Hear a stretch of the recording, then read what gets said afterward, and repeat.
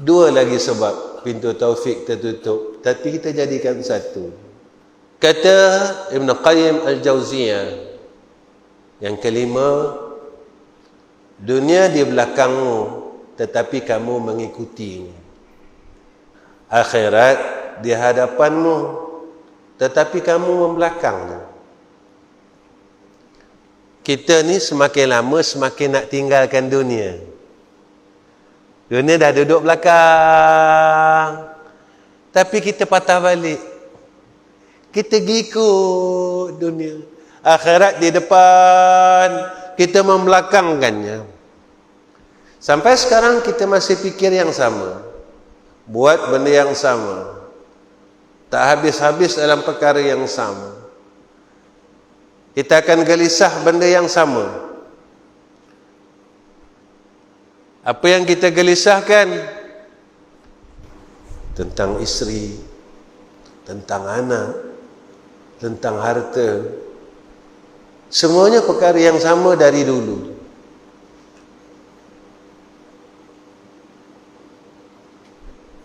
Orang yang belum kahwin fikir benda yang sama. Itu tadi saya sembang-sembang dengan sahabat. Ada di tempat mereka, hantaran ini tuan-tuan ikut sijil. Kalau SPM sekian banyak, master sekian banyak, PhD sekian banyak. Lalu saya pun cakap macam ni, benarlah yang apa dinyatakan oleh Sayyidina Rasul. Besok bila orang bujang susah nak kahwin, Nabi kata zina ini akan berluas-luasa. Berlakunya zina ini secara berluas-luasa. Orang susah nak kahwin. Kenapa? Modalnya tinggi. Sebab itu saya pernah cakap dengan tuan-tuan, 4 orang anak perempuan saya, satu hantaran saya tak ambil. Nak bagi-bagi, tak bagi, tak apa. Bukan saya cakap saja, saya tapi Allah bantu saya, tuan-tuan. Kenduri kahwin dalam meriah macam orang lain.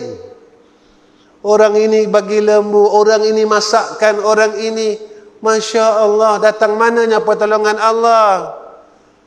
Jika kita benar-benar mengikut Allah, maka diperlihatkan akan kebesarannya oleh Allah Subhanahu wa ta'ala. Tidak ada perasaan gelisah.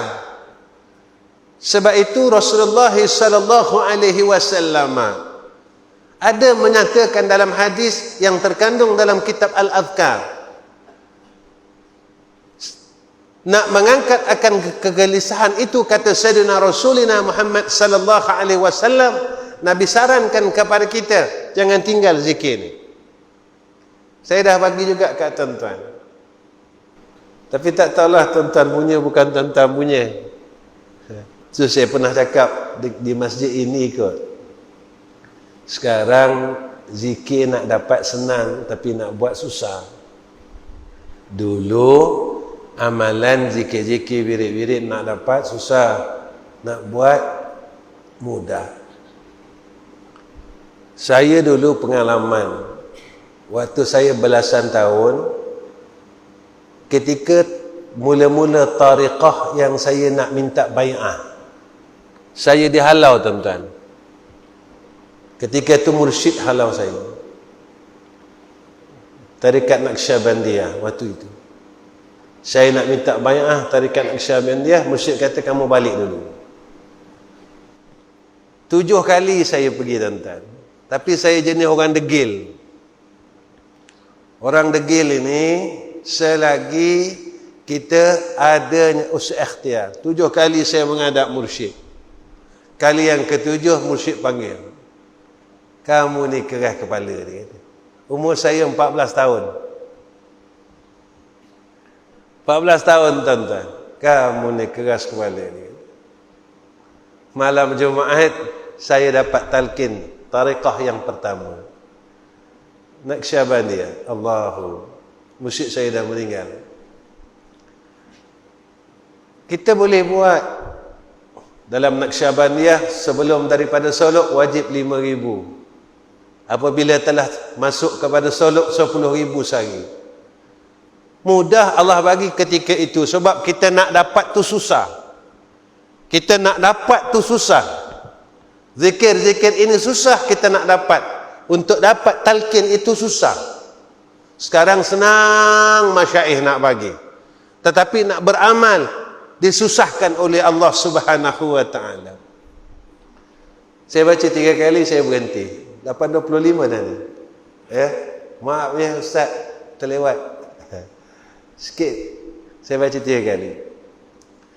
Allahu Allahu Rabbi la usyriku bihi syai'a. Allahu Allahu Rabbi la usyriku bihi syai'a. Allahu Allahu Rabbi la usyriku bihi syai'a. Allahu Allahu Rabbi la usyriku bihi syai'a. Allahu Allahu Rabbi la usyriku bihi syai'a. Siapa yang selalu bacanya, kata Nabi sallallahu alaihi wasallam, dia angkat kegelisahan dalam jiwanya. Jiwa dia tenang. Ini kata Nabi, tuan-tuan, bukan kata saya. Kalau tuan-tuan nak tenang, tuan-tuan bacalah. Tapi kalau tuan-tuan tak nak tenang, tak payah. Mudah aja. Ya. Kalau nak tenang, kita buat apa yang Nabi suruh. Kalau tak nak tenang, kita tinggalkan apa yang Nabi suruh. Selesai. Jadi saya rasa cukup setakat ini pertemuan saya dengan tuan-tuan. Saya mohon doa semua orang. Doakan kami, doakan madrasah kami. Tuan-tuan tolong doakan saya. Mudah-mudahan saya dapat husnul khatimah. Mati husnul khatimah.